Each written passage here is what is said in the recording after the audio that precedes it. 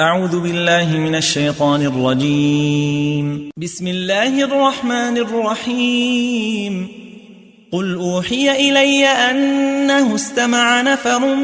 من الجن فقالوا إنا سمعنا قرآنا عجبا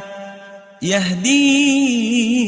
إلى الرشد فآمنا به ولن نشرك بربنا أحدا وأنه تعالى جد ربنا ما اتخذ صاحبة ولا ولدا وأنه كان يقول سفيهنا على الله شططا وأنا ظننا أن لن تقول الإنس والجن على الله كذبا وأنه كان رجال من الإنس يعوذون برجال من الجن فزادوهم رهقا وأنهم ظنوا كما ظننتم أن لن يبعث الله أحدا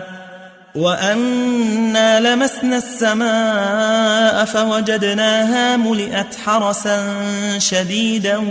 وشهبا وأنا كنا نقعد منها مقاعد للسمع فمن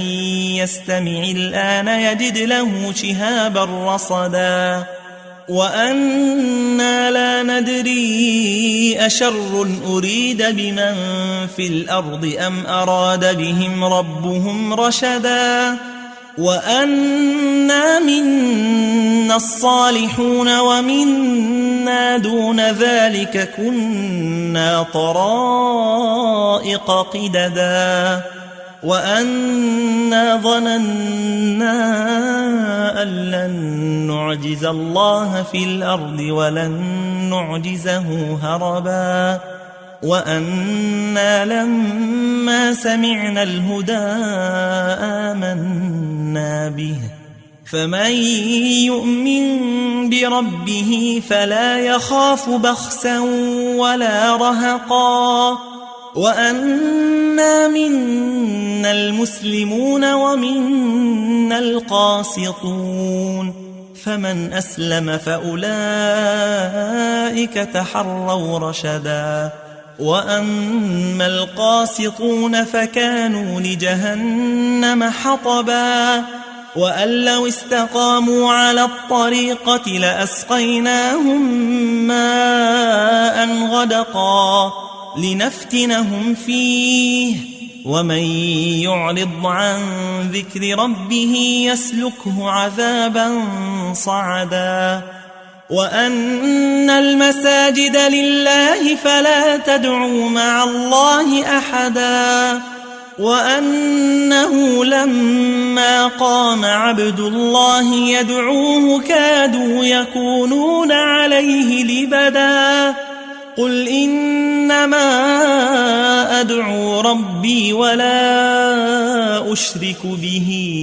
أحدا قل إني لا أملك لكم ضرا ولا رشدا قل إني لن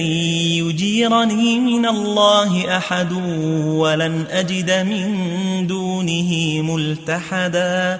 إلا بلاغا من الله ورسالاته ومن يعص الله ورسوله فإن له نار جهنم خالدين فيها أبدا حتى إذا رأوا ما يوعدون فسيعلمون من أضعف ناصرا وأقل عددا قل إن أدري أقريب ما توعدون أم يجعل له ربي أمدا عالم الغيب فلا يظهر على غيبه أحدا إلا من ارتضى من رسول فإنه يسلك من بين يديه ومن خلفه رصدا ليعلم أن قد أبلغوا رسالات ربهم وأحاط بما لديهم وأحصى كل شيء عددا.